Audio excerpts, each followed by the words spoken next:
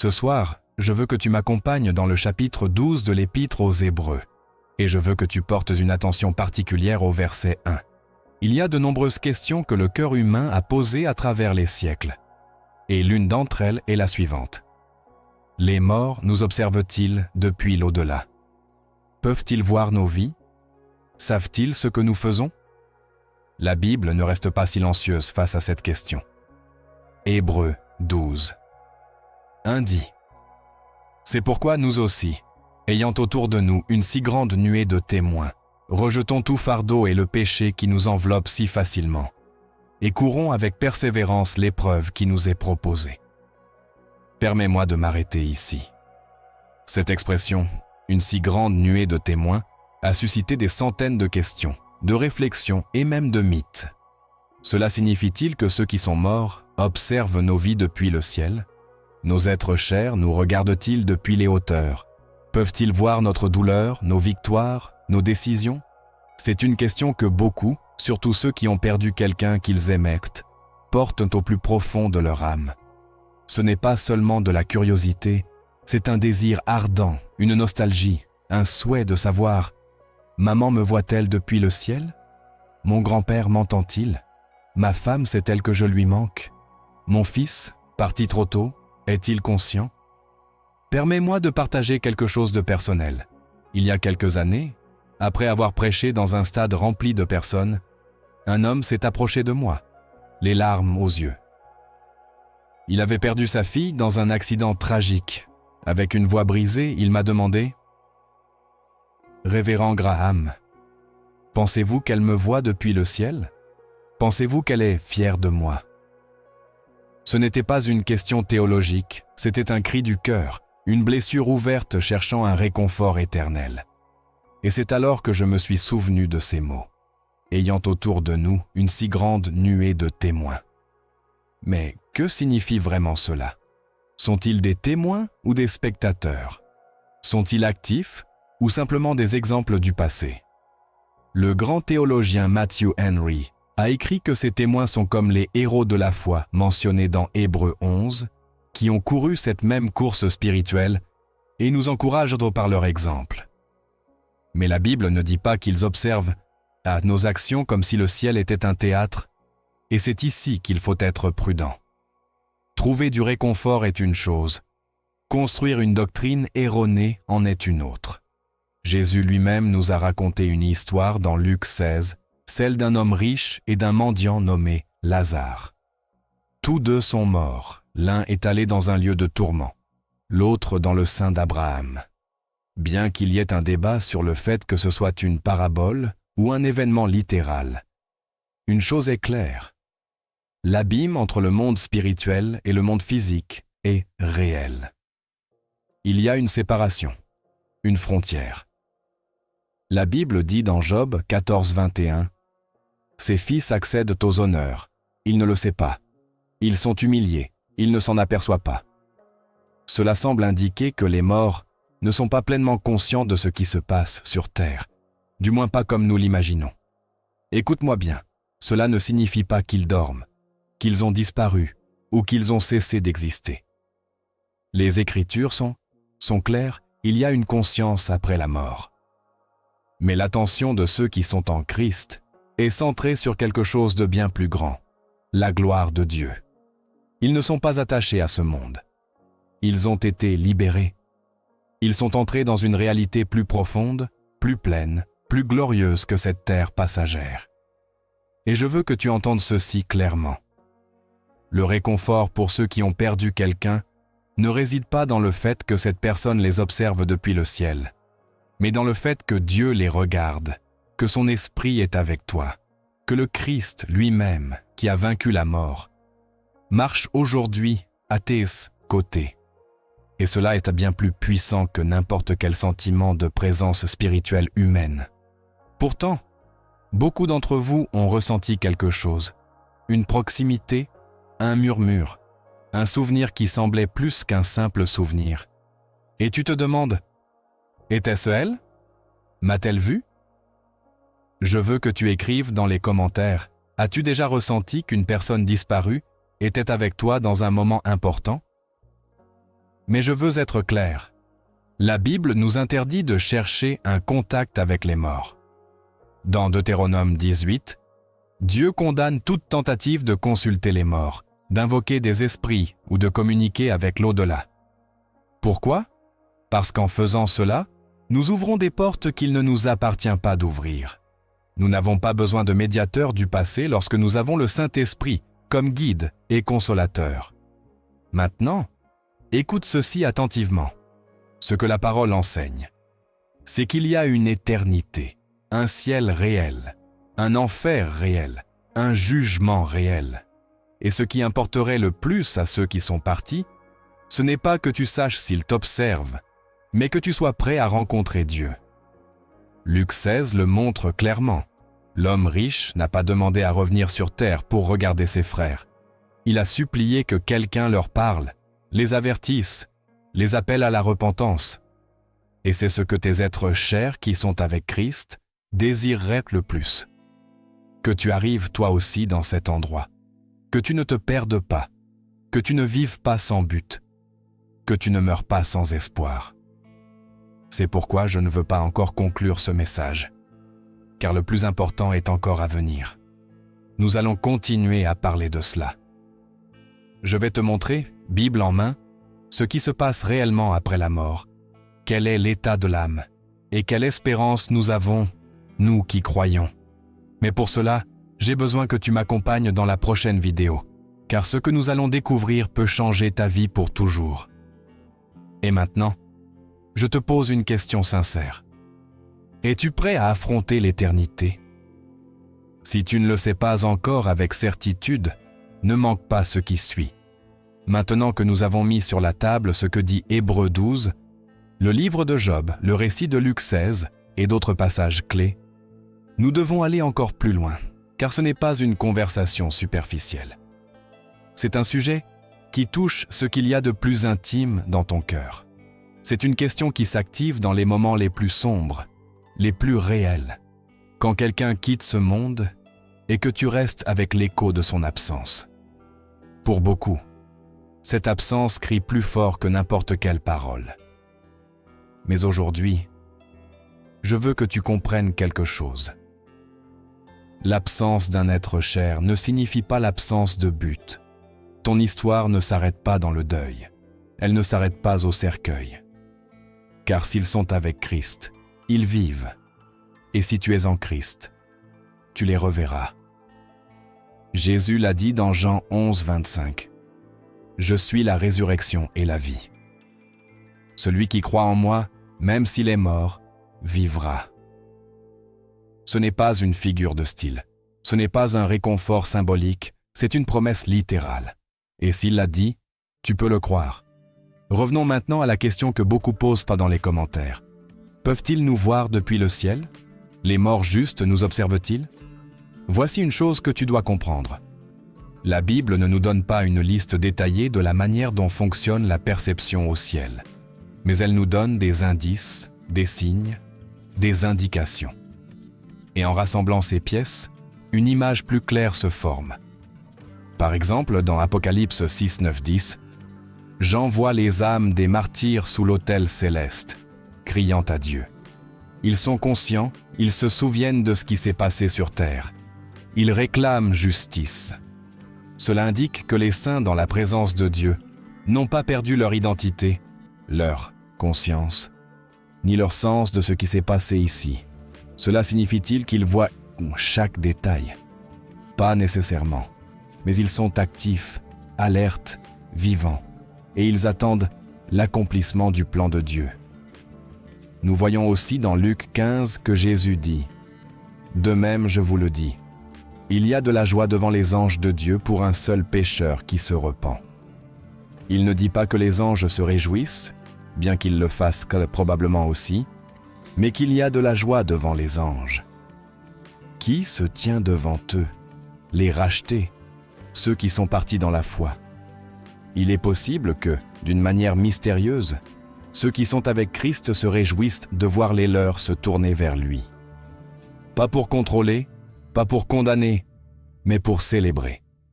Mais même avec tout cela, La Bible nous invite à comprendre une chose clairement. Notre attention ne doit pas se porter sur le fait de savoir si les morts nous regardent, mais sur le fait de savoir si nous vivons sous le regard de Dieu. Et cela change tout, car certains, dans leur désir de ressentir la proximité de leurs êtres chers, sont tombés dans des pratiques spirituelles dangereuses. Ils ont consulté des médiums, cherché des rêves révélateurs, allumé des bougies en attendant des réponses. Mais, mon ami, cela n'est ni nécessaire ni sûr.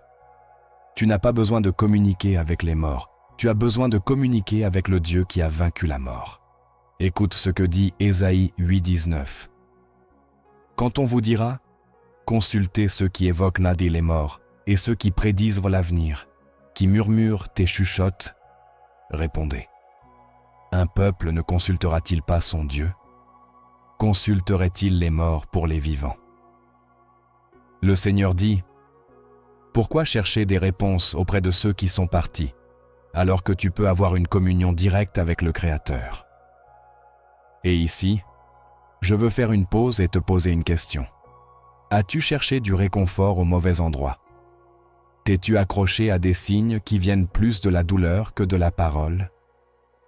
Il est temps de laisser le passé entre les mains de Dieu et ton présent entre les mains du Saint-Esprit.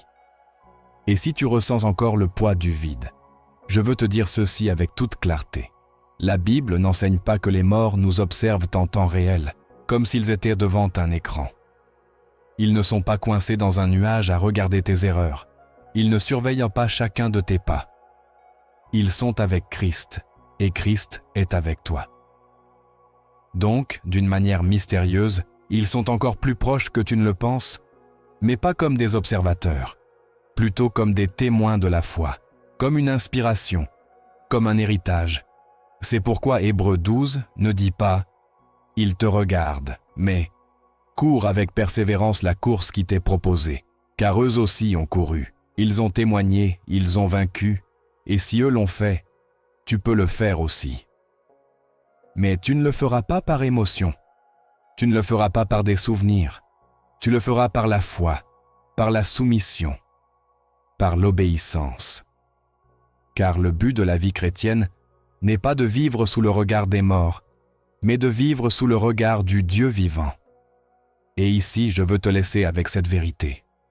Si aujourd'hui tu pouvais entendre la voix d'un être cher parti en Christ, il ne te dirait pas « Je te vois ». Il te dirait « Prépare-toi à me revoir ». Car ce que ceux qui sont dans la présence du Seigneur désirent n'a que le plus, c'est que tu arrives là-bas, toi aussi, non pas comme un parmi la foule, mais comme quelqu'un sauvé par le sang de Christ. Et avant de conclure, je veux te poser une dernière question. Que fais-tu aujourd'hui avec la vie qu'il te reste? Car si tu es vivant, c'est par grâce. Si tu respires, c'est dans un but. Et si tu écoutes ce message, ce n'est pas un hasard. Ce qui va suivre dans ce message est encore plus profond. Nous allons parler de la connexion éternelle entre les vivants et ceux qui sont partis en Christ. Nous allons parler du ciel, de la résurrection, de la rencontre glorieuse. Nous allons voir ce que signifie être absent du corps mais présent avec le Seigneur. Et surtout, nous allons répondre à une question que beaucoup se posent, mais que peu osent confesser. Et si mon être cher n'est pas mort en Christ, quelle espérance y a-t-il? Nous allons aborder cela. Mais ne pars pas, n'avance pas, car ce qui vient maintenant peut marquer ton éternité. Écoute-moi bien. Si tu ne regardes pas cette vidéo jusqu'au bout, tu risques de manquer la partie la plus importante. Ne ferme pas les yeux, avant de voir la lumière que Dieu veut te montrer. N'éteins pas le message, avant que ton âme n'ait reçu la vérité complète. Il reste encore des informations, et sans elles, tu n'y arriveras pas. Reste. Ce qui vient te parle du ciel. Maintenant que nous avons compris que la Bible n'affirme pas explicitement que les morts nous observent depuis le ciel et que leur attention est plutôt entièrement centrée sur la gloire de Dieu, il est temps d'aller plus loin. La question inévitable est celle-ci. Que font exactement ceux qui sont morts en Christ en ce moment? Ont-ils une conscience? Savent-ils ce qui nous est arrivé? Ou vivent-ils dans une dimension totalement déconnectée de cette vie? C'est là que beaucoup de croyants sincères se retrouvent confus. Car d'un côté, nous sentons que quelque chose perdure après le départ d'une personne. Et c'est vrai. L'amour perdure. L'héritage perdure. Parfois même, les prières de cette personne continuent de porter du fruit. Mais ce qui ne perdure pas, c'est leur présence physique ou spirituelle parmi nous. Paul a été très clair lorsqu'il a dit dans 2 Corinthiens 5:8 « Nous sommes pleins de confiance et nous préférons quitter ce corps pour habiter auprès du Seigneur. » C'est la destinée immédiate du croyant qui meurt. Il ne reste pas aéré. Il ne se transforme pas en esprit vagabond. Il ne revient pas pour veiller sur sa maison. Il ne hante pas sa chambre. Il n'entre pas dans tes rêves pour te donner des signes. Il est avec Christ, dans sa présence, en paix, en repos, dans la gloire. Et c'est précisément cela qui nous donne de l'espérance, car s'ils sont avec lui, ils ne souffrent pas, ils ne sont pas dans la confusion, ils ne sont pas piégés dans ce monde brisé, ils ont été libérés. La mort n'a pas été une fin, mais une transition. Cependant, nous ne pouvons pas en rester là, car il y a une autre question qui demande une réponse. Que se passe-t-il pour ceux qui sont morts sans Christ? Que devient ceux qui n'ont pas connu le Sauveur? C'est là que beaucoup de messages s'arrêtent. Là que d'autres adoucissent la pax, c'est la vérité, pour ne pas incommoder. Mais ce n'est pas mon appel à faire cela. Et ce n'a jamais été l'appel de Billy Graham, car la vérité sans miséricorde peut être cruelle. Mais la miséricorde sans vérité est dangereuse. Jésus a parlé de l'enfer plus clairement que tout autre personnage biblique, non pas comme une menace, mais comme un avertissement. Dans Luc 16, le passage que nous avons déjà mentionné, Jésus décrit l'homme riche criant depuis le tourment, demandant une goutte d'eau, implorant pour sa famille. Cet homme n'était pas endormi. Il était pleinement conscient et savait qu'il n'y avait plus de retour en arrière. Cela nous laisse une leçon solennelle. La mort ne change pas ta relation avec Dieu, elle la scelle. Si tu meurs sans Christ, tu restes sans Christ. Si tu meurs loin de Dieu, tu restes loin de Dieu. C'est pourquoi l'urgence de ce message ne réside pas seulement dans le fait de comprendre si les morts nous observent, mais dans le fait de comprendre ce qui t'arrivera lorsque tu franchiras cette ligne. Il ne suffit pas de savoir que le ciel est réel. Tu dois savoir que tu es prêt à y aller. Et si, en ce moment, tu te dis « Je ne sais pas si je suis prêt. Je ne sais pas si mon cœur appartient vraiment à Christ. » Alors c'est la partie du message qui a été écrite pour toi. Car je veux te dire ceci avec une totale conviction. Le ciel n'est pas pour les parfaits. Il est pour les rachetés, pour ceux qui ont confessé leurs péchés, qui ont abandonné leur orgueil, qui ont mis leur foi en Jésus-Christ comme leur unique sauveur. C'est pour ceux qui reconnaissent qu'ils ne peuvent pas se sauver eux-mêmes, pour ceux qui sont fatigués d'essayer de combler le vide avec des réalisations, de la religion ou des apparences, pour ceux qui, brisés, disent « Seigneur, je ne peux plus sans toi ». Et quand tu fais cela, quand tu invites Jésus à entrer, le Saint-Esprit vient, non seulement pour te consoler, non seulement pour te guider, mais pour te donner l'assurance que, si tu mourais aujourd'hui, tu serais dans sa présence. Tu n'as plus à vivre avec la peur de la mort. Tu n'as plus à te demander si tu reverras ta mère, ton fils, ta femme. S'ils sont morts en Christ et que tu vis en Christ, vous vous retrouverez. Mais si tu n'es pas sûr, alors c'est le moment, pas demain, pas quand tu comprendras tout, pas quand tu te sentiras mieux, aujourd'hui, maintenant. Car chaque seconde que tu vis sans être sûr de ton éternité est une éternité que tu laisses entre les mains du hasard. Et l'âme humaine n'a pas été faite pour vivre avec cette incertitude. La Bible dit dans Hébreux 9, 27 « Il est réservé aux hommes de mourir une seule fois, après quoi vient le jugement. » C'est la réalité. Il n'y a pas de seconde chance après la mort. Il n'y a pas de prière qui puisse ne changer le destin éternel de quelqu'un qui est déjà parti. Ce voditel, system. Ce que tu décides ici, ce que tu crois ici, déterminera ton destin éternel là-bas. Et la chose la plus glorieuse est que Christ a déjà tout accompli. Il a payé le prix, il a porté tes péchés. Il ne te reste qu'à ouvrir la porte. Mais avant de te guider dans cette décision, avant de te donner l'opportunité de changer ton éternité, il y a encore une chose que tu dois savoir. Dans la prochaine partie, nous parlerons de la manière dont se déroulera cette rencontre céleste.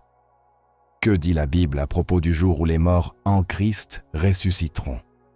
Que se passera-t-il lorsque la trompette finale retentira? À quoi ressembleront nos corps glorifiés?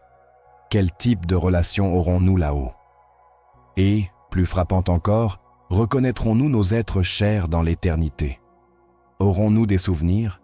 Continuerons-nous à aimer? Nous rappellerons-nous ce que nous avons vécu ici?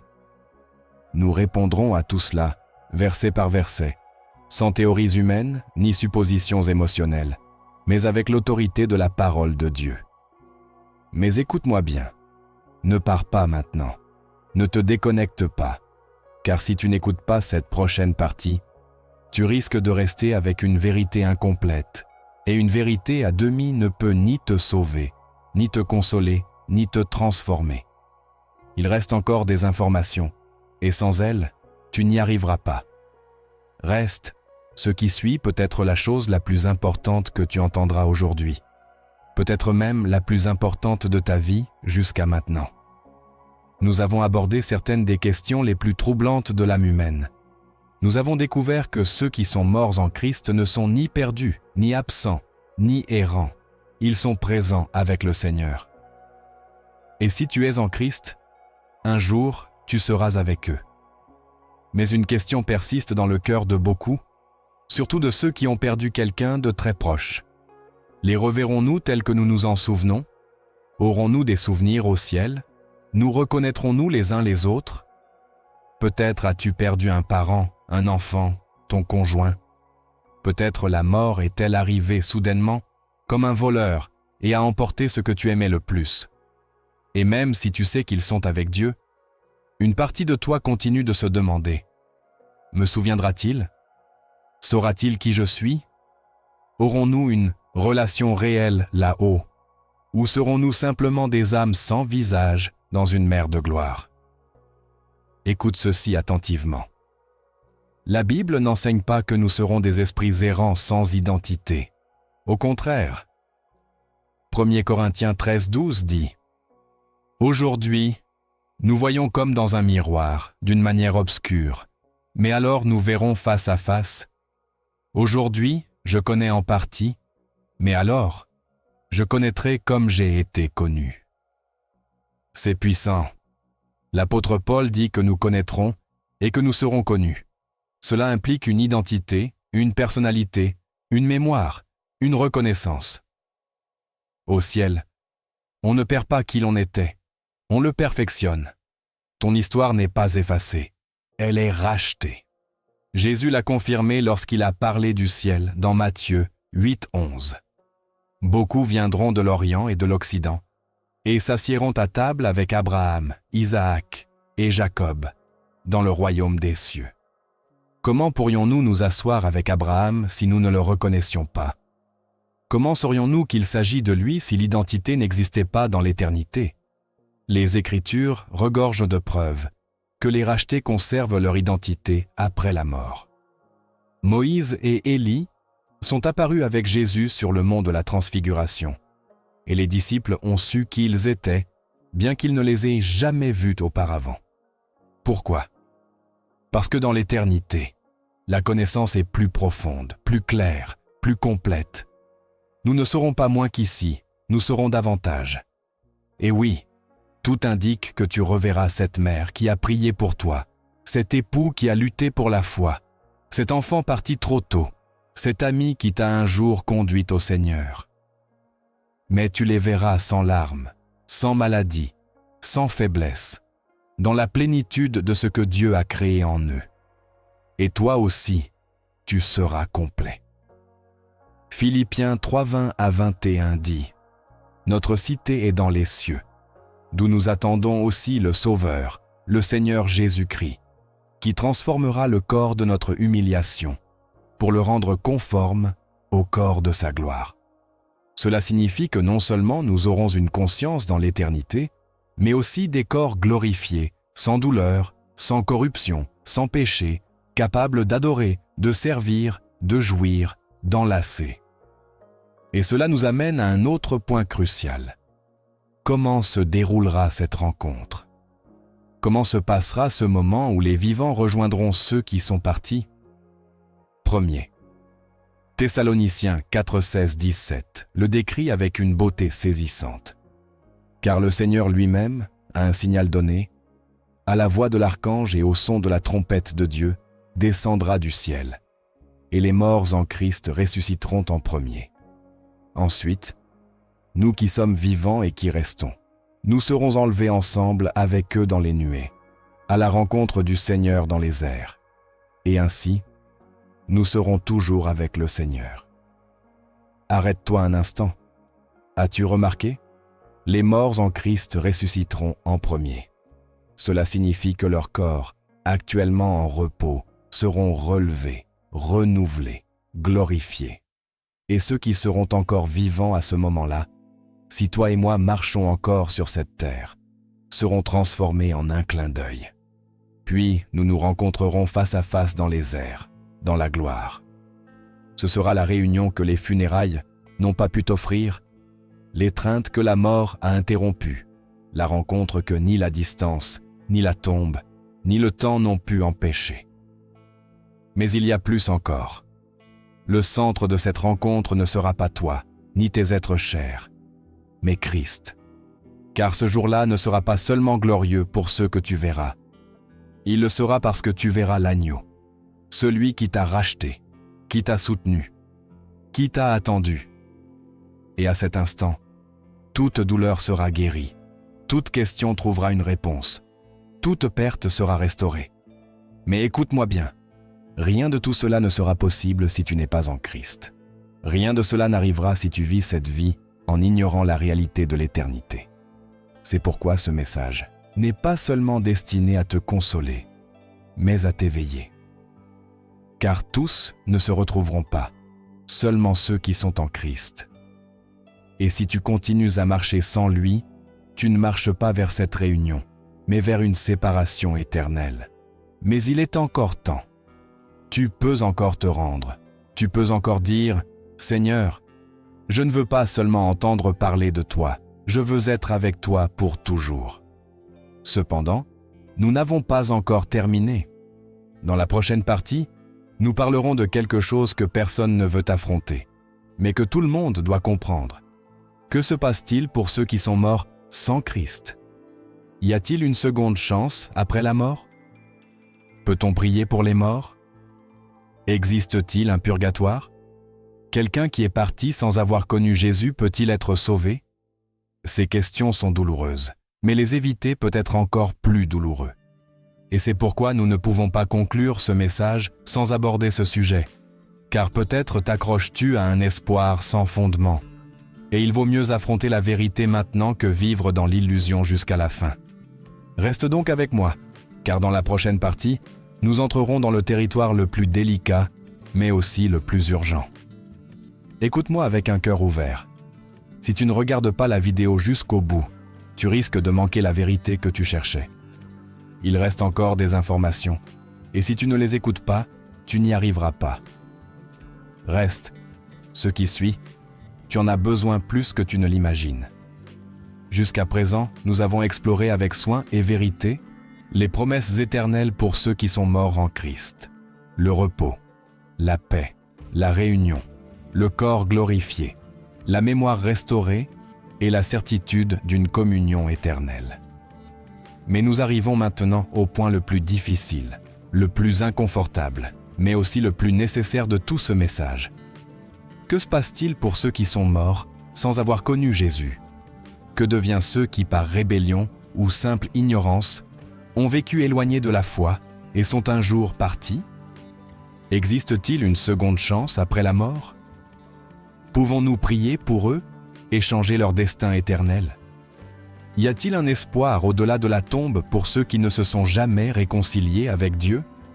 Ce sont des questions qui secouent, des questions posées non seulement par les théologiens, mais aussi par les fils, les mères, les époux qui ont perdu quelqu'un qui n'a jamais confessé sa foi. Ce sont des questions que beaucoup préfèrent éviter, car la réponse fait souvent mal. Mais taire la vérité par peur de blesser est une forme d'abandon spirituel, et la vérité dite avec amour peut guérir plus qu'un silence prolongé. La Bible est claire dans Hébreux 9, 27. Il est réservé aux hommes de mourir une seule fois, après quoi vient le jugement. Cette déclaration anéantit toute idée de seconde chance au-delà de la tombe. Il n'existe pas une sorte de salle d'attente éternelle où les âmes pourraient se repentir. Il n'y a pas de purgatoire biblique, pas de réincarnation, pas de cycle de vie offrant une autre opportunité de réparer ses erreurs. La vie est unique, la mort est unique, le jugement est éternel. Jésus l'a illustré avec précision dans Luc 16, avec l'histoire du riche et de Lazare. Lorsque le riche s'est retrouvé dans le tourment, il a supplié qu'on avertisse ses frères, mais la réponse fut sans appel. Ils ont Moïse et les prophètes, qu'ils les écoutent. Et lorsqu'il a demandé que quelqu'un revienne d'entre les morts, on lui a dit « S'ils n'écoutent pas Moïse et les prophètes, ils ne se laisseront pas persuader, même si quelqu'un ressuscite d'entre les morts. » Tu vois ? Il n'y a pas de pont entre le tourment et la rédemption après la mort. La décision que tu prends tant que tu respires scelle ton éternité. Et ici, je veux t'adresser un avertissement pastoral avec tout l'amour que je peux te transmettre à travers ces mots. Ne place pas ton espoir dans un réconfort que la Bible ne t'offre pas. Beaucoup disent « Je sais qu'il n'était pas croyant, mais c'était une bonne personne. » Ou « Elle n'allait pas à l'église, mais elle avait un bon cœur. » Bien que la bonté humaine puisse nous émouvoir, elle ne peut pas nous sauver. Éphésiens 2, 8 à 9 le dit clairement. Car c'est par la grâce que vous êtes sauvés, par le moyen de la foi. Et cela ne vient pas de vous, c'est le don de Dieu. Ce n'est point par les œuvres, afin que personne ne se glorifie. Il ne s'agit pas du nombre d'œuvres que tu as accomplies, ni d'avoir aidé les autres, ni d'avoir donné de bons conseils ou d'avoir été généreux. Il s'agit de savoir si tu as accepté ou rejeté Jésus-Christ comme ton sauveur. Oui, c'est une vérité dure, mais c'est une vérité qui peut te sauver si tu l'entends à temps. Cela signifie-t-il qu'il n'y a plus d'espoir pour ceux qui sont partis sans Christ? Cela signifie-t-il que nous ne pouvons plus rien faire? Écoute attentivement. Nous ne pouvons pas changer le destin de ceux qui sont déjà partis. Mais nous pouvons changer le destin de ceux qui vivent encore. Nous pouvons parler, prêcher, prier, aimer avec vérité. Et surtout, nous pouvons nous préparer nous-mêmes pour ne pas perdre cette éternité que Dieu nous offre par grâce. La Bible dit dans 2 Corinthiens 6, 2, « Voici maintenant le temps favorable. Voici maintenant le jour du salut. » Ce n'est pas demain. Ce n'est pas au cimetière. C'est maintenant. Car après, il n'y a plus rien que tu puisses décider. Tout ce que tu es, tout ce que tu as fait, tout ce que tu as cru sera jugé sous une seule question. Qu'as-tu fait avec Jésus? Et si, en cet instant, en écoutant ce message, tu sens quelque chose se briser en toi, si tu penses à quelqu'un qui est parti sans avoir pris cette décision, alors transforme cette douleur en conviction, non pas pour inventer un faux espoir, mais pour embrasser la véritable espérance qu'il est encore temps pour toi. Tu peux encore venir, tu peux encore te rendre, tu peux encore embrasser le Christ qui a vaincu la mort, pour que tu n'aies plus à la craindre.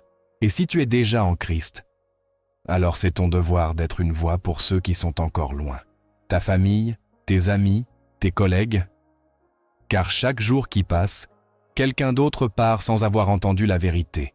Et ce que tu sais aujourd'hui peut être la clé qui libère quelqu'un d'autre de l'illusion éternelle. Mais nous n'avons pas encore fini. Il y a encore une question que beaucoup posent en silence, avec crainte, avec doute, avec des larmes. Que se passe-t-il exactement au moment de la mort? Comment est le passage de cette vie à la suivante? Que ressent l'âme? Y a-t-il une conscience immédiate ou une sorte de sommeil de l'âme? Que dit la Bible sur le premier instant dans l'éternité? Ces réponses se trouvent dans la parole, et elles sont plus glorieuses et plus bouleversantes que tu ne l'imagines. Alors, ne ferme pas cette vidéo, ne change pas, ne te distrais pas, car il reste encore des informations vitales pour comprendre la réalité de l'au-delà. Et si tu ne les écoutes pas, tu n'y arriveras pas. Ce qui suit pourrait transformer ta vision de la vie, de la mort et de l'éternité. Reste, écoute, et laisse la vérité de Dieu te traverser complètement. Nous avons parlé de ce qui arrive à ceux qui meurent en Christ, et nous avons abordé la dure vérité de ce qui se passe pour ceux qui meurent sans lui. Maintenant, nous nous approchons d'une question qui a traversé l'esprit de presque tous les êtres humains, même ceux qui ne croient pas en Dieu. Que se passe-t-il exactement au premier instant après la mort? Que voit l'âme? Que ressent-elle? Y a-t-il une conscience immédiate ou passons-nous par un sommeil spirituel? Entre-t-on directement au ciel ou en enfer? Y a-t-il un jugement immédiat ou attend-on endormi jusqu'au jour final? C'est l'une des zones les plus délicates et mystérieuses de la foi chrétienne, car bien que la Bible ne donne pas une séquence détaillée étape par étape, elle offre des indices solides qui nous permettent d'avoir une vision claire, équilibrée et surtout pleine d'espérance si nous sommes en Christ. D'abord, clarifions une chose. La mort n'est pas la fin de la conscience. Beaucoup ont enseigné que, lors de la mort, l'âme entre dans un sommeil profond et ne se réveille qu'au jour de la résurrection. Cette doctrine, appelée par certains le sommeil de l'âme, a fait l'objet de débats pendant des siècles. Mais est-ce vraiment ce que la Bible enseigne? Paul écrit dans 2 Corinthiens 5:8 « Nous sommes pleins de confiance et nous préférons quitter ce corps pour habiter auprès du Seigneur. » Il ne dit pas « absent du corps et endormi jusqu'au jour final », mais « présent ». Présence immédiate, conscience, rencontre, relation. Jésus, sur la croix, a dit aux brigands repentis « En vérité, je te le dis, aujourd'hui tu seras avec moi dans le paradis. » Luc 23:43. Il n'a pas dit « un jour », quand tout sera accompli, ni « après le jugement », ni « après des siècles de sommeil ». Il a dit « aujourd'hui ». Cela détruit complètement l'idée que l'âme entre dans une sorte d'inconscience. La mort physique est la fin du corps, mais pas de l'âme. Le souffle de vie que Dieu a placé en toi ne s'éteint pas, il change simplement de dimension. Et si tu es en Christ, ce premier instant après la mort est glorieux. C'est le moment où l'âme, libérée du poids du corps, se trouve face à face avec le Sauveur. C'est lorsque toutes les doutes disparaissent, et ce qui était foi devient la réalité la plus profonde d'intimité qu'un être humain puisse expérimenter. Il n'y a pas de peur, pas de condamnation, seulement la paix, la plénitude et la certitude éternelle d'être enfin chez soi. Mais si une personne meurt sans Christ, ce premier instant est tout autre. C'est l'obscurité, la séparation, un réveil dans un lieu où il n'y a plus de seconde chance, où la présence de Dieu est perçue, mais non savourée, perçue comme un jugement, une distance, une vérité désormais indéniable mais trop tardive pour être embrassée. Jésus le montre dans l'histoire de Lazare et du riche. Tous deux sont morts. Et la première chose que nous lisons est que l'un fut porté par les anges dans le sein d'Abraham, et l'autre se réveilla dans le tourment, sans pause, sans étape intermédiaire, avec une conscience pleine. Cela révèle que la mort est une porte qui s'ouvre directement sur le lieu que ton âme a choisi pendant ta vie. Il n'y a pas de limbe, pas de transit, pas d'attente. La décision que tu prends ici sur terre se manifeste de l'autre côté de l'éternité. Beaucoup demandent « et le jugement ?» N'y a-t-il pas un jour final où nous serons tous jugés? La réponse est oui. La Bible parle clairement du jugement final, du jour du Seigneur, d'un événement glorieux, où tous les êtres humains comparaîtront devant le trône de Dieu. Apocalypse 20 le décrit en détail. je vis les morts, grands et petits, debout devant le trône, et des livres furent ouverts. Mais cela ne signifie pas que les âmes dorment jusqu'à ce jour. Ce que la Bible enseigne, c'est qu'il y a une séparation immédiate après la mort, suivie d'un jour futur de jugement et de résurrection corporelle, où chacun recevra sa récompense ou sa condamnation, en corps et en âme. En d'autres termes, il y a une conscience immédiate et un jugement complet plus tard. C'est pourquoi il est si important de comprendre que la vie ne s'arrête pas avec la mort. Elle change simplement de décor. Et cette transition, cet instant où l'âme quitte le corps, est irréversible. Ce que tu vois à ce moment-là sera ta réalité pour toujours. C'est pourquoi Christ est venu, non seulement pour te sauver du péché, mais pour t'assurer ce premier instant, afin que tu ne te réveilles de pas dans la peur, afin que tu ne traverses pas seul, afin que, lorsque tu mourras, la première chose que tu vois soit son visage. Mais il y a encore des questions à répondre. Peut-être te demandes-tu maintenant, à quoi ressemble vraiment le ciel? Comment y vivrons-nous? Aurons-nous des émotions, des tâches, un but? Aurons-nous des souvenirs?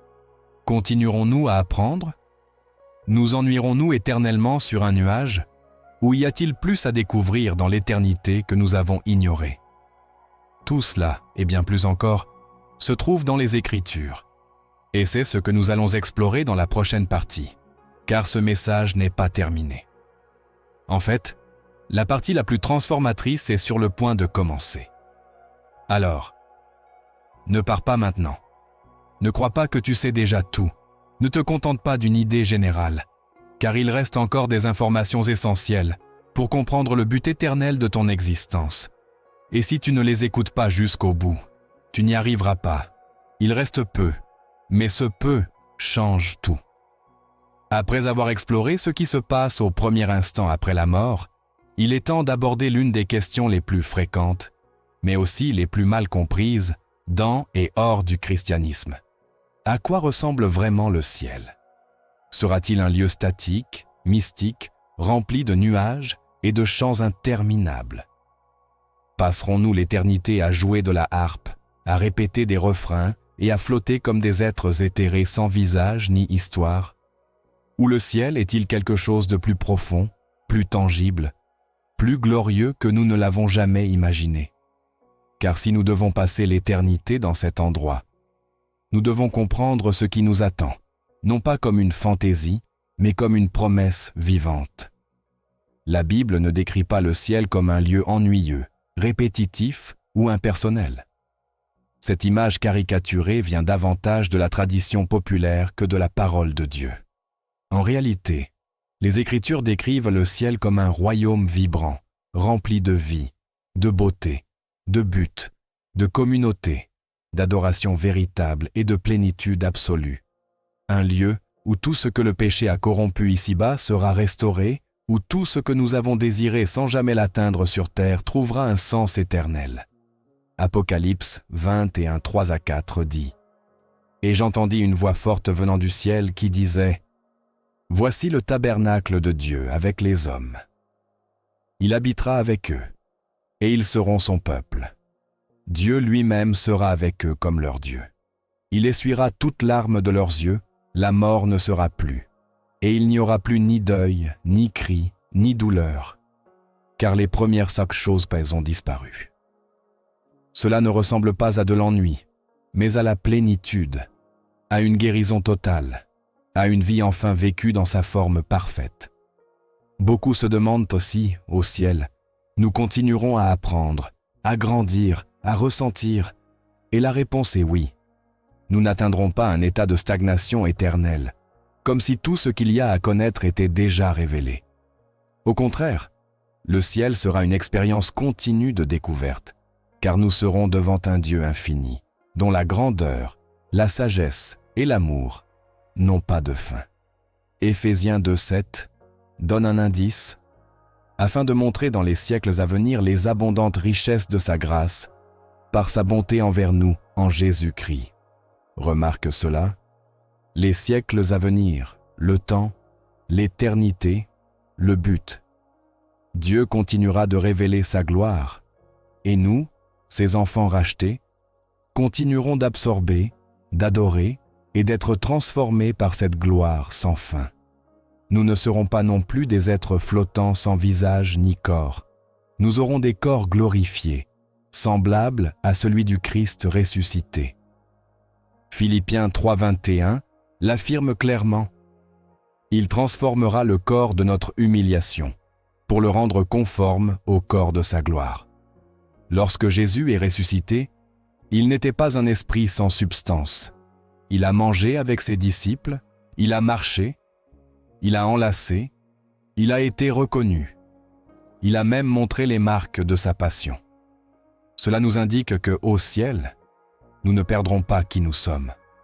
Nous serons la meilleure version de nous-mêmes, libres du péché, restaurés, avec une identité éternelle. Non seulement nous aurons une communion avec Dieu, mais aussi avec les autres.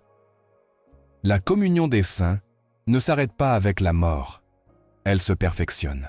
Et ici, je veux m'arrêter sur quelque chose que beaucoup ont besoin d'entendre. Au ciel, tu auras un but. Ce ne sera pas une éternité vide, un repos sans contenu.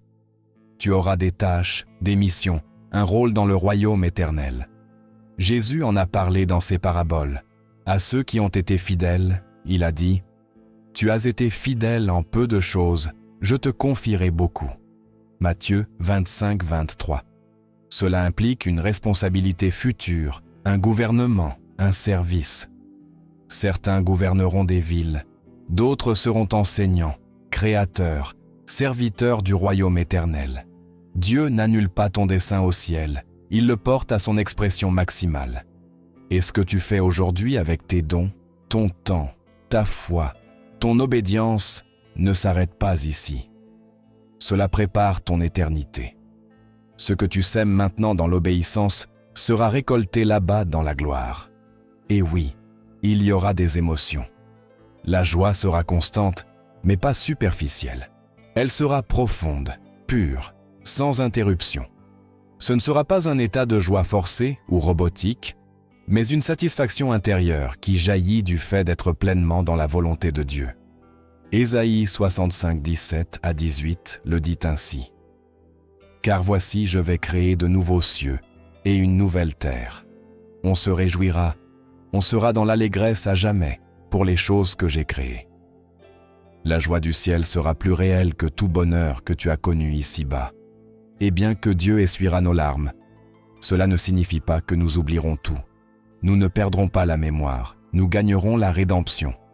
Nous aurons une perspective complète, sainte, pure. Nous nous souviendrons de qui nous étions, mais sans culpabilité. Nous nous souviendrons de la douleur, mais sans qu'elle nous fasse mal. Nous nous souviendrons de ceux que nous aimions, mais avec la certitude que nous sommes tous au bon endroit.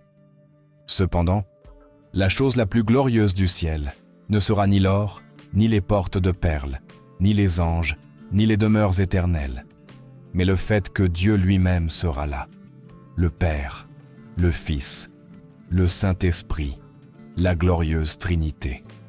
Et ce sera la plus grande joie. Nous serons avec lui, non plus par la foi, mais par la vue, non plus en partie, mais en totalité. Et cela, cher ami, ne peut être expliqué avec des mots humains. Cela ne peut qu'être désiré par l'âme. Mais nous n'avons pas encore fini, car nous devons maintenant parler de quelque chose que personne ne veut affronter, mais que tout le monde doit comprendre. Qu'en est-il de l'enfer? Est-il réel? À quoi ressemble cet endroit? Que dit vraiment la Bible sur le destin final de ceux qui rejettent Dieu? Nous avons parlé du ciel, mais nous ne pouvons pas comprendre sa gloire sans reconnaître le contraste avec la réalité du jugement. Oui, cela peut être difficile, mais nous ne pouvons pas prêcher seulement la moitié du message. Alors, reste avec moi, car ce qui suit est une vérité que l'ennemi a essayé de cacher pendant des générations, une vérité qui peut sembler inconfortable, mais qui peut sauver ton âme. Écoute attentivement. Si tu ne regardes pas ce message jusqu'au bout, si tu ne restes pas jusqu'au dernier mot, tu risques de manquer la perspective complète. Il reste encore des informations qui changent tout, et si tu ne les connais pas, tu n'y arriveras pas. Reste. L'éternité parle. Si nous voulons parler sérieusement de l'éternité, nous ne pouvons pas nous limiter à décrire uniquement la gloire du ciel. Ce serait comme montrer seulement la moitié d'une carte et prétendre guider quelqu'un dans un voyage décisif. Car la Bible, avec toute sa beauté, contient aussi des avertissements solennels, des paroles directes, fortes, mais nécessaires. Et l'une de ces vérités, souvent ignorée, déformée ou rejetée, est celle-ci. L'enfer est réel. Ce n'est pas une métaphore, un symbole, ou une expression poétique du châtiment. C'est une réalité spirituelle qui existe, non pas parce que Dieu est cruel, mais parce que la justice divine l'exige. L'idée de l'enfer n'est pas née au Moyen-Âge, ni inventée par des prédicateurs pour effrayer les foules. C'est Jésus lui-même qui en a parlé plus, souvent que quiconque dans les Écritures. Il l'a appelé le feu éternel. Matthieu 25, 41. La condamnation de l'enfer. Matthieu 23, 33. Les ténèbres du dehors. Matthieu 8, 12. Et le lieu où le ver ne meurt point et le feu ne s'éteint point. Marc 9, 44. Ce ne sont pas des images symboliques au goût du lecteur moderne. Ce sont des descriptions intentionnelles d'une vérité qui, bien qu'inconfortable, nous confronte à une décision urgente. Où nous vivons pour nous réconcilier avec Dieu, ou nous mourrons séparés de lui pour toujours. L'enfer n'est pas un lieu conçu pour les êtres humains. Matthieu 25, 41 dit qu'il a été préparé pour le diable et ses anges. Mais l'homme, en rejetant le plan de rédemption, en vivant dans la rébellion, en méprisant la croix et en préférant son propre chemin, choisit volontairement un destin qui n'était jamais destiné à être le sien. Et c'est là que beaucoup trébuchent. Comment un Dieu d'amour peut-il envoyer quelqu'un en enfer? Mais ce n'est pas la bonne question. La vraie question est, comment un être humain peut-il marcher jour après jour en ignorant ce Dieu d'amour qui a tout fait pour le sauver? Dieu n'envoie personne en enfer de force. La porte du ciel est ouverte, mais beaucoup refusent notre astuce d'entrer. Et lorsque la vie s'achève, ce refus devient une sentence, non pas parce que Dieu le veut, mais parce que nous l'avons décidé. Selon les Écritures, l'enfer est un lieu de séparation totale d'avec Dieu. 2 Thessaloniciens 1:9 le décrit comme la peine d'une destruction éternelle, loin de la face du Seigneur et de la gloire de sa puissance. Imagine cela. Vivre une éternité sans la moindre trace de la bonté divine, sans lumière, sans réconfort, sans paix, sans but. C'est la conséquence finale d'une vie qui a choisi d'être sans Dieu, une existence où tout ce qui représente le caractère de Dieu, sa justice, son amour, sa miséricorde, sa compassion, a été retiré. Ce n'est pas que Dieu envoie de la douleur, c'est que l'absence de sa présence laisse l'âme totalement exposée à son vide éternel. Il ne s'agit pas d'effrayer, mais d'avertir. Car si l'enfer est réel, et il l'est, alors l'urgence du salut l'est aussi.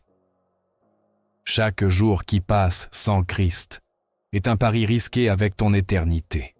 La vie ne te garantit pas de temps. La mort ne te demande pas si tu es prêt. Et Dieu ne négociera pas avec le péché lors du jugement. La seule opportunité d'éviter l'enfer n'est pas après la mort, mais maintenant, tant que ton cœur bat encore, tant que la grâce continue de t'appeler. Mais il y a encore une chose à comprendre profondément. L'enfer n'est pas seulement un châtiment, c'est aussi une révélation de la gravité du péché, du coût du sacrifice de Christ, de ce que Dieu était prêt à faire pour que tu n'y finisses pas. Si l'enfer n'était pas réel, la croix serait inutile. Mais elle était réelle, du sang a été versé, le Fils de Dieu a été brisé. Pourquoi? Parce qu'il savait ce qui était en jeu, et parce qu'il t'a aimé assez pour arrêter le jugement avec son propre corps. L'enfer existe, oui, mais la croix s'élève comme le pont qui t'en libère.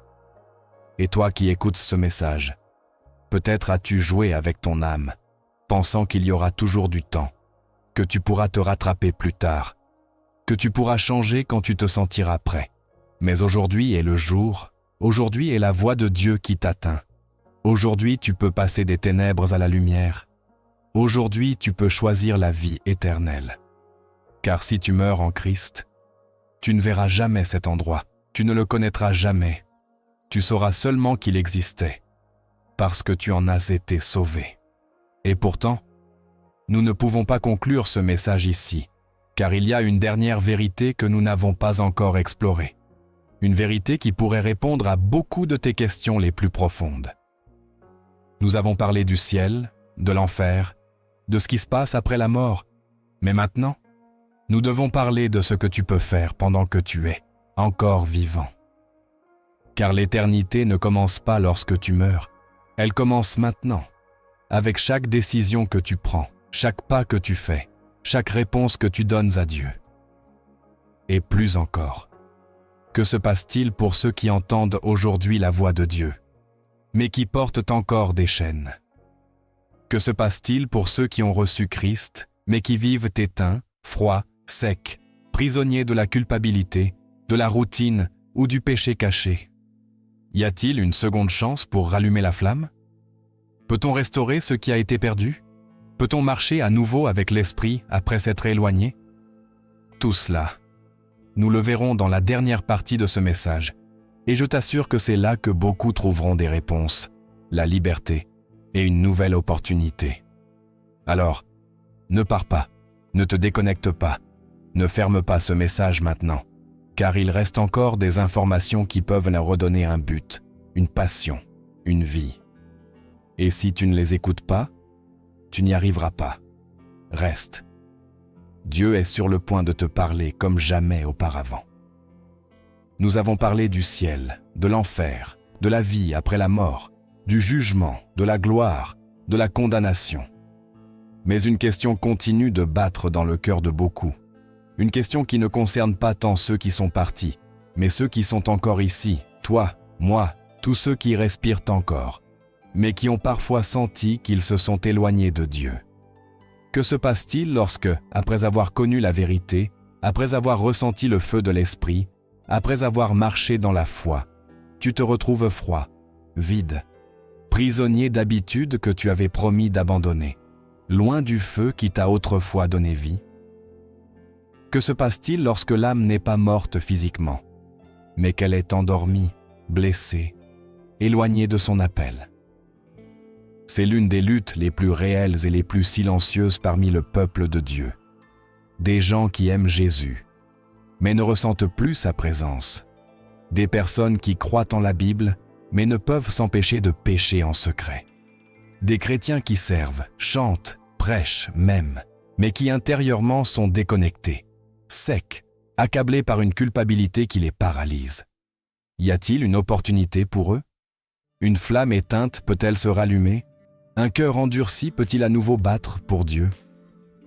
La réponse, selon les Écritures, est un oui absolu.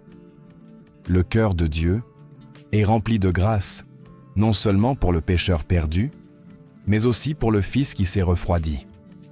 L'un des passages les plus puissants du Nouveau Testament n'a pas été écrit pour les incrédules, mais pour l'Église. L'Apocalypse 2 et 3 contiennent des lettres de Jésus lui-même adressées à des congrégations qu'il aimait, mais qui s'étaient égarées. À l'une, il dit « Tu as abandonné ton premier amour ». À une autre, il avertit « Tu n'es ni froid, ni bouillant ». À une autre encore, il dit « Tu as le nom de vivre, mais tu es mort ». Et pourtant, dans toutes ces lettres, il y a une constante.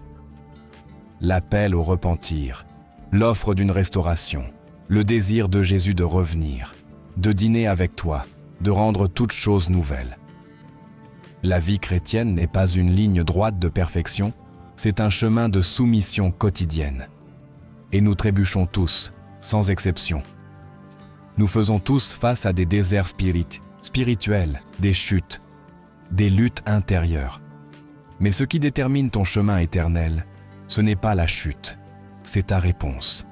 Car Dieu ne cherche pas des croyants qui ne tombent jamais. Il cherche des enfants qui ne se cachemassent pas lorsqu'ils tombent, qui ne courent d'eau pas vers le péché, mais qui reviennent au Père. Pense à Pierre, le disciple qui a marché sur les eaux, qui a confessé que Jésus était le Fils de Dieu, qui était sur le mont de la Transfiguration, et qui ensuite a renié son Seigneur 3 fois en public, avec serment et malédiction. N'importe qui aurait dit « Il est fini, il n'y a pas de rédemption pour lui ». Mais après la résurrection, Jésus l'a cherché, l'a trouvé près du feu, l'a restauré avec 3 questions. M'aimes-tu? Et puis, il lui a donné une mission encore plus grande qu'auparavant. C'est ce que Dieu fait avec ceux qui se sont éloignés. Il ne les rejette pas, il ne les remplace pas, il les rachète, il les restaure, il les renvoie.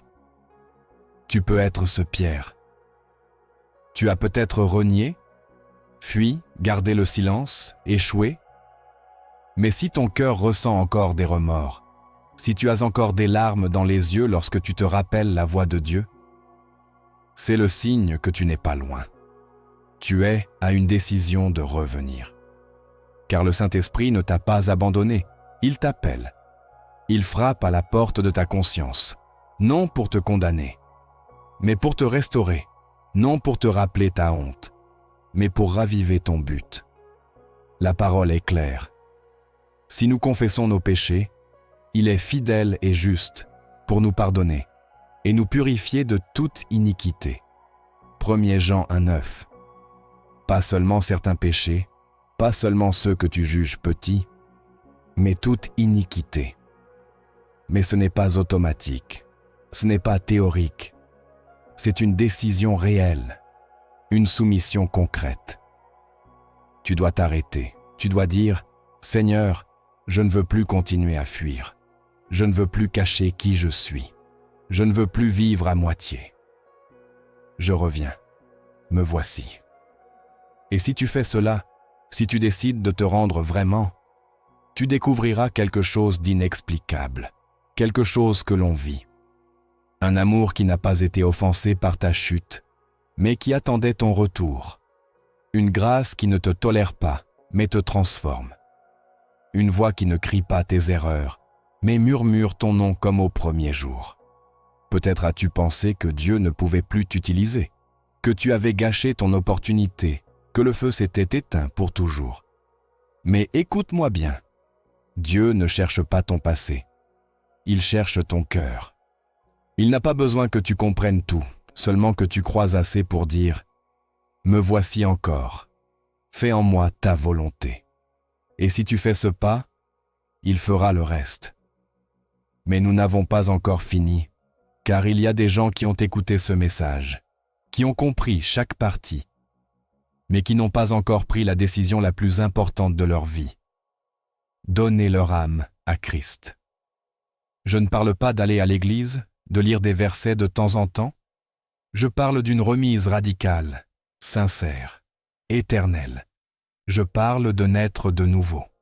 Et c'est ce que nous allons expliquer dans la dernière partie de ce message, car si tu es arrivé jusqu'ici, c'est pour une raison. Dieu t'a parlé, il t'a cherché, il a doucement poussé ton âme vers ce moment.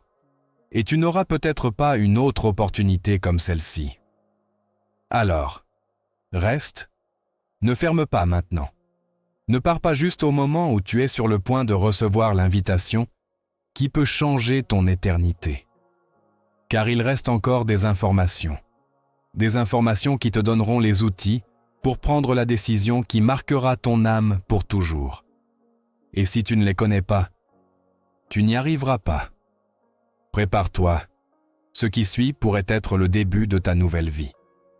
Après avoir parcouru ce voyage à travers l'éternité, après avoir exploré le ciel, l'enfer, la conscience après la mort, la possibilité de retrouvailles et la restauration de l'âme refroidie, nous arrivons maintenant à un tournant, un lieu où il ne s'agit plus d'information, mais de transformation. Tu peux connaître tous les versets, comprendre chaque doctrine, être d'accord avec tout ce que tu as entendu. Mais si tu n'es pas né de nouveau, si tu n'as pas fait tienne cette vérité, si tu n'as pas donné ton cœur à Jésus-Christ, Tout ce que tu sais restera un simple savoir qui ne change pas ton éternité. Et c'est précisément ce qui est en jeu maintenant. La salvation n'est pas une affiliation religieuse, ce n'est pas réciter une prière automatique, ni suivre une tradition familiale. Il ne s'agit pas du nombre de fois où tu es allé à l'église, du nombre de Bibles que tu possèdes ou de la qualité de personne que tu penses être. Jésus a été clair avec Nicodème, un chef religieux respecté, sage, moralement intègre, lorsqu'il lui a dit « en vérité, je te le dis, si un homme ne naît de nouveau, il ne peut voir le royaume de Dieu. » Jean 3,3. Il n'a pas dit que c'était recommandé ni réservé à certains, il a dit que c'était indispensable. Le nouveau-naissance n'est pas une option spirituelle, c'est une nécessité éternelle. Mais que signifie vraiment naître de nouveau? Ce n'est pas un changement extérieur, une réforme morale. C'est un miracle spirituel. C'est le moment où le Saint-Esprit entre dans ta vie, brise le pouvoir du péché, réveille ton âme et commence à te transformer de l'intérieur, changeant tout ce que le monde et le péché ont déformé. C'est le moment où tu cesses de vivre pour toi-même et commences à vivre pour celui qui est mort et ressuscité pour toi. Mourir à l'ancien moi et ressusciter dans une nouvelle identité. Fils de Dieu, pardonné, justifié, aimé, scellé, avec un but éternel. Et cela n'arrive que lorsque tu décides de remettre ta vie à Christ. Non pas simplement en croyant qu'il existe, mais en confessant de ta bouche et en croyant de ton cœur que Jésus est le Seigneur et que Dieu l'a ressuscité d'entre les morts pour te donner la vie. Romains 19 l'affirme avec une clarté totale. Si tu confesses de ta bouche que Jésus est le Seigneur, et si tu crois dans ton cœur que Dieu l'a ressuscité des morts, tu seras sauvé. C'est l'invitation, c'est la porte, c'est la décision la plus importante de toute ton existence. Peut-être penses-tu que tu n'es pas digne, que tu as trop péché, que tu as fait des choses que Dieu ne peut pardonner. Mais permets-moi de te dire ceci.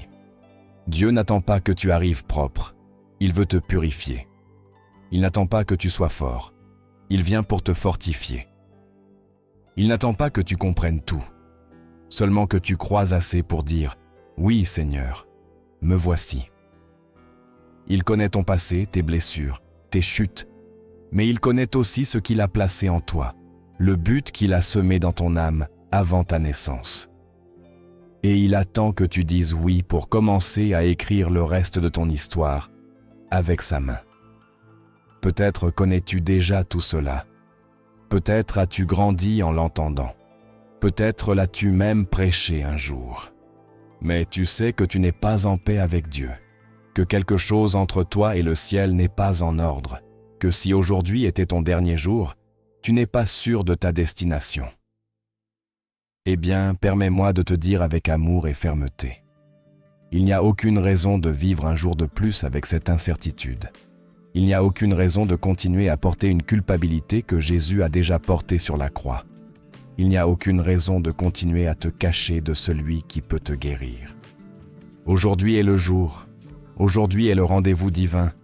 Aujourd'hui est le moment de naître de nouveau.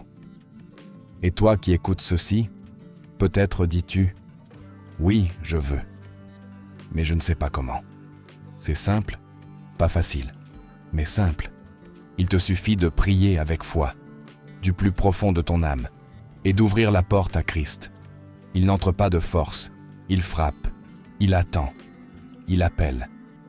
Mais c'est toi qui décides et qui ouvres. Et c'est là que beaucoup s'arrêtent. Ils ressentent l'appel, mais ne font pas le pas, pensant qu'ils le feront plus tard, dans un autre moment, lorsqu'ils se sentiront plus prêts. Mais le problème est celui-ci. Demain n'est pas garanti, et ton éternité ne peut pas dépendre d'une excuse de plus. Si Dieu te parle aujourd'hui, si tu ressens ce feu brûler en toi, si quelque chose te secoue en écoutant ces mots, ne l'ignore pas. Ce n'est pas une émotion, ce n'est pas une coïncidence. C'est le Saint-Esprit qui frappe à la porte de ton âme. Mais nous n'avons pas encore fini. car dans le prochain bloc, nous allons faire plus que parler. Nous allons répondre, nous allons prier, nous allons te guider étape par étape pour que tu prennes la décision la plus transcendante de ta vie. Nous allons t'accompagner dans ce moment sacré où tu laisseras enfin derrière toi le passé, la peur, la culpabilité, et où tu commenceras une vie nouvelle, scellée par le sang de Jésus, affirmée par la promesse de l'Esprit, avec l'éternité comme destination.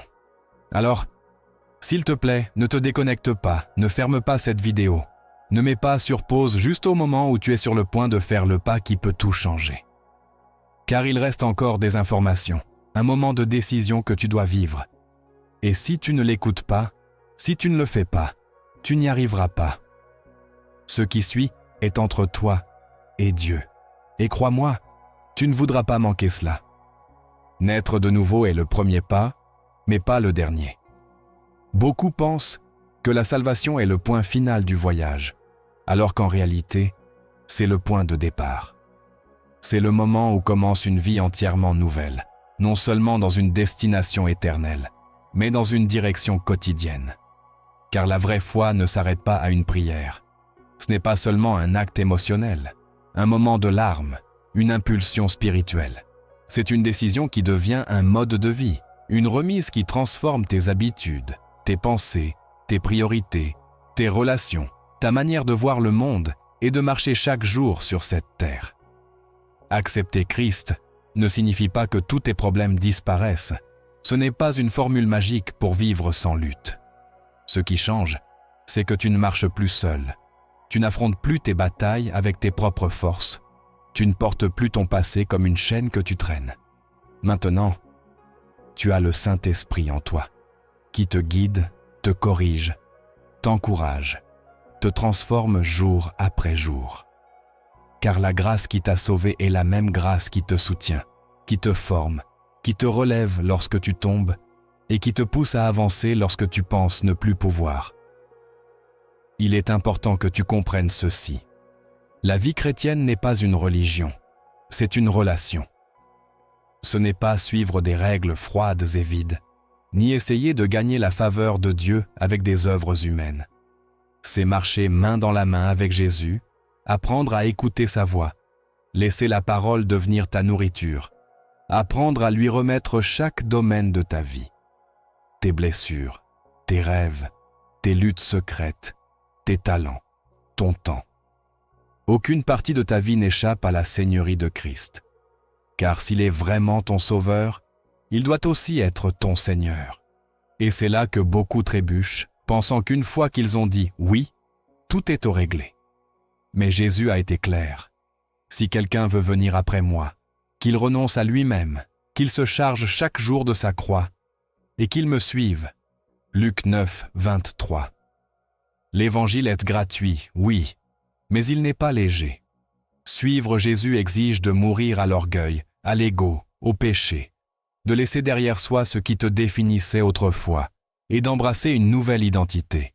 Une identité qui ne dépend ni de ton passé, ni de tes performances, ni de ton histoire familiale, mais de l'amour immérité d'un Dieu qui t'a choisi pour vivre dans la liberté. Et tu n'es pas seul dans ce processus. Chaque vrai croyant traverse et continue de traverser des périodes de doute, de lutte, de correction. Mais ce n'est pas un signe d'échec. C'est une preuve que tu es vivant dans l'esprit. Car une âme morte ne lutte pas, mais un fils de Dieu, oui. Il lutte contre la chair, contre la tentation, contre le monde qui essaie de le ramener à l'endroit dont Dieu l'a sorti. La bonne nouvelle est que tu ne luttes pas pour être aimé. Tu luttes parce que tu l'es déjà. Tu ne luttes pas pour être sauvé. Tu luttes parce que tu as déjà été sauvé. Maintenant, tu dois grandir, te nourrir, t'entourer d'autres croyants, t'immerger dans la parole, prier, chercher des moments d'intimité avec le Père.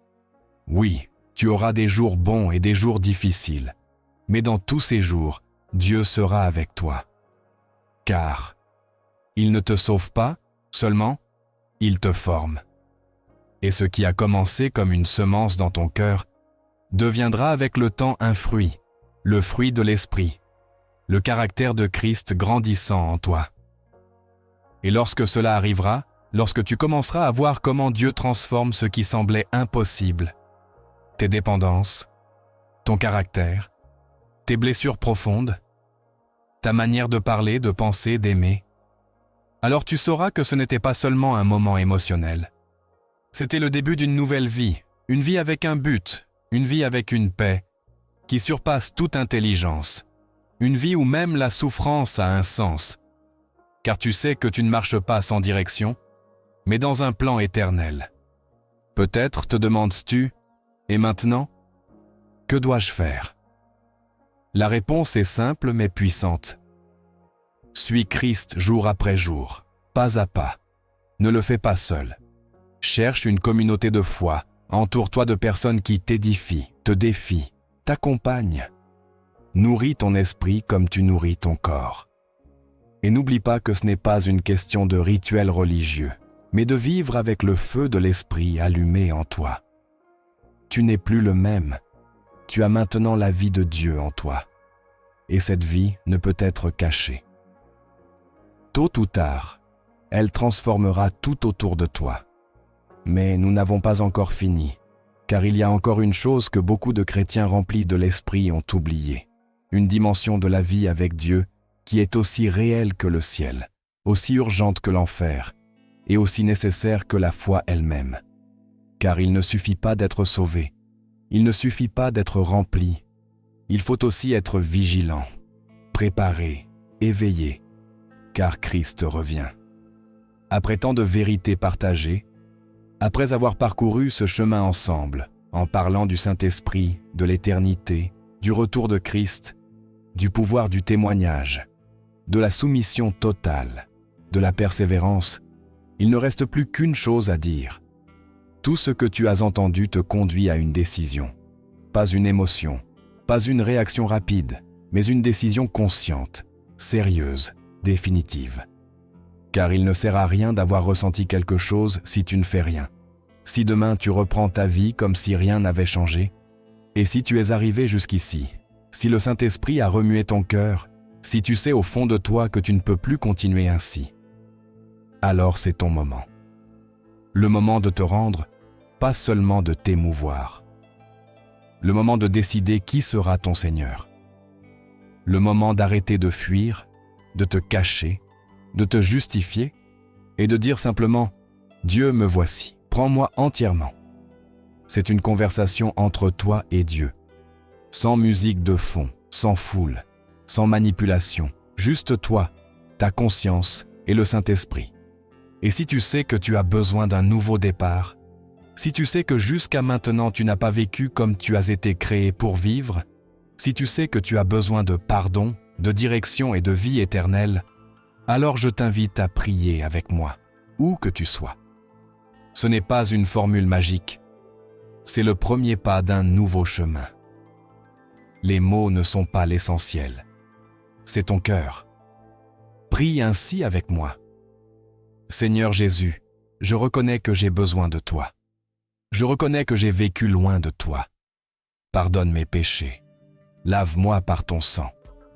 Aujourd'hui, je crois que tu es mort pour moi, que tu es ressuscité, et qu'en toi seul se trouve la vie éternelle.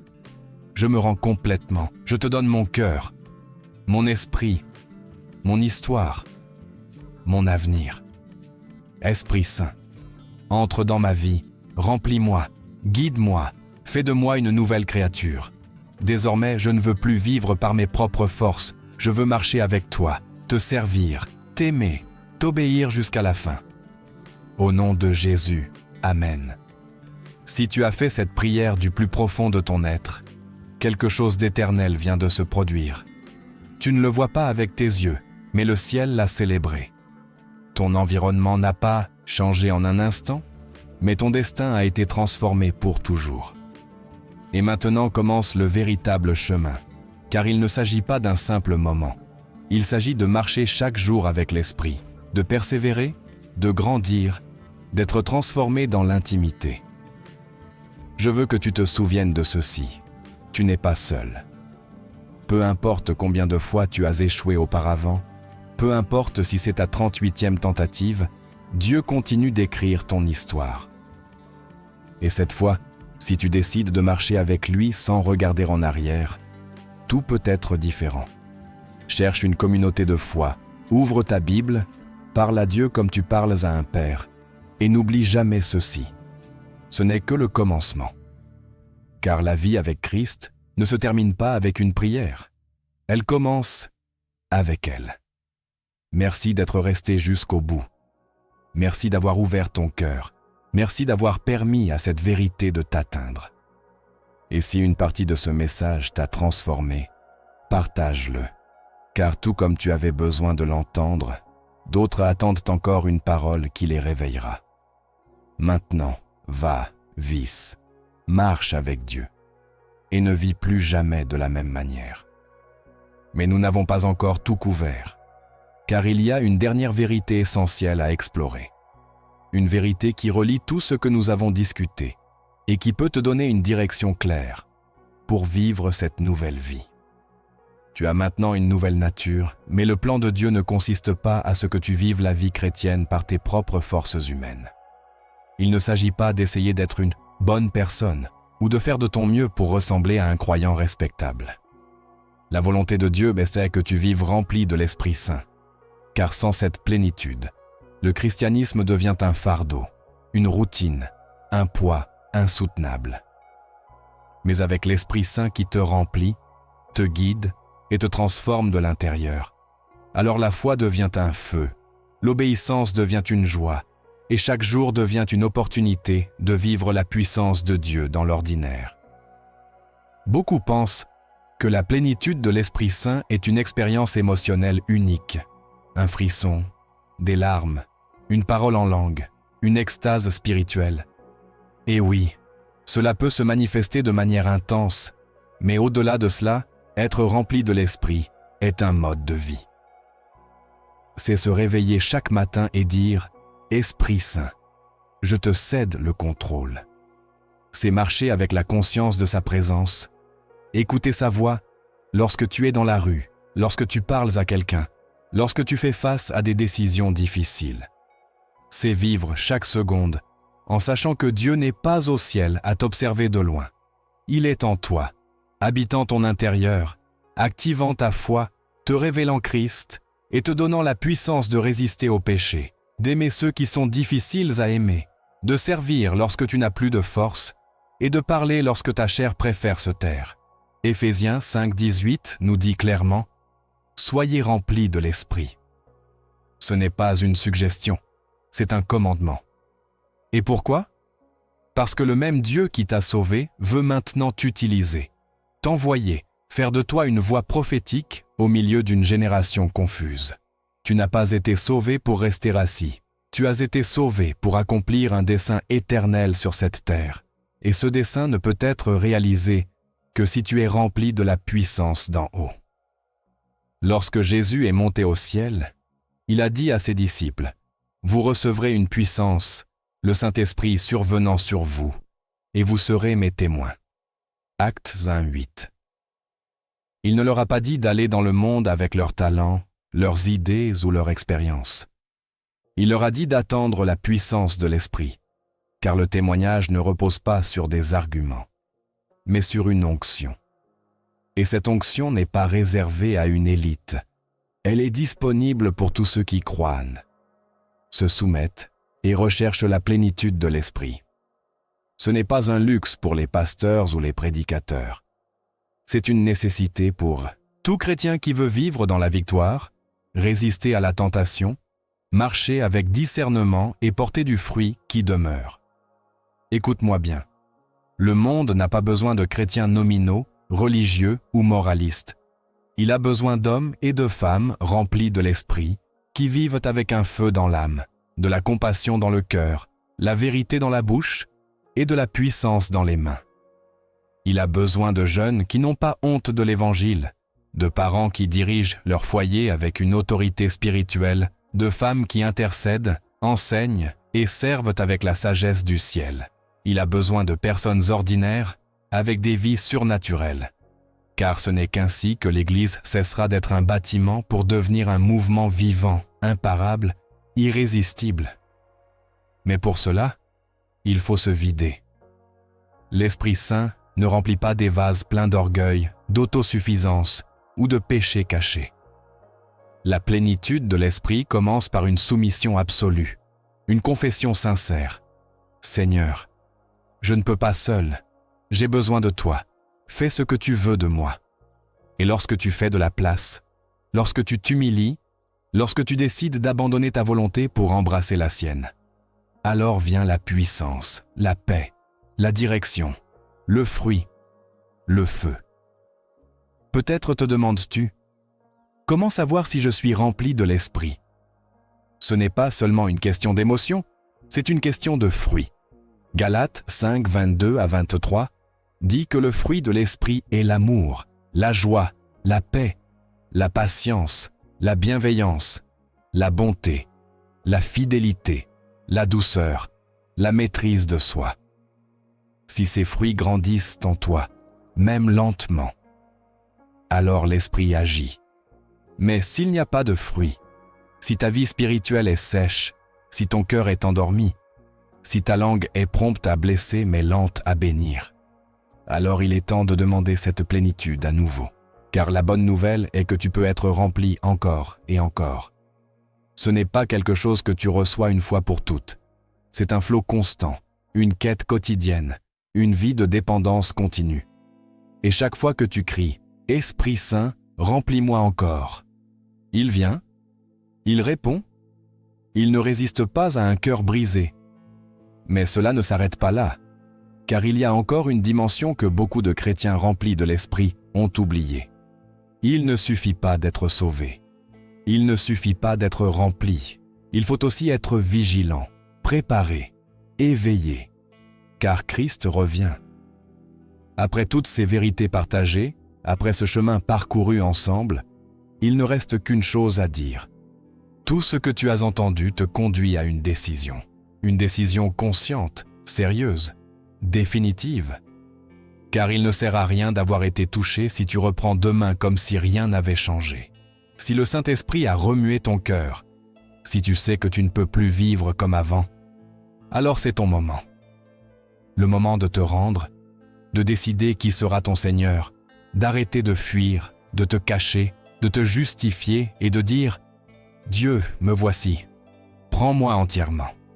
C'est une conversation entre toi et Dieu. Sans artifice, juste toi, ta conscience et l'Esprit Saint. Si tu as fait cette prière avec sincérité, le ciel l'a célébrée et ton voyage commence maintenant. Cherche une communauté, nourris-toi de la parole, parle à Dieu et souviens-toi, ce n'est que le début. Ce que tu fais maintenant, chaque pas que tu fais dans la foi, prépare ton éternité. Merci d'être resté jusqu'à la fin. Si ce message t'a transformé, partage-le, car d'autres attendent encore la vérité qui peut les réveiller. Va, vis pour Christ, et ne sois plus jamais le même.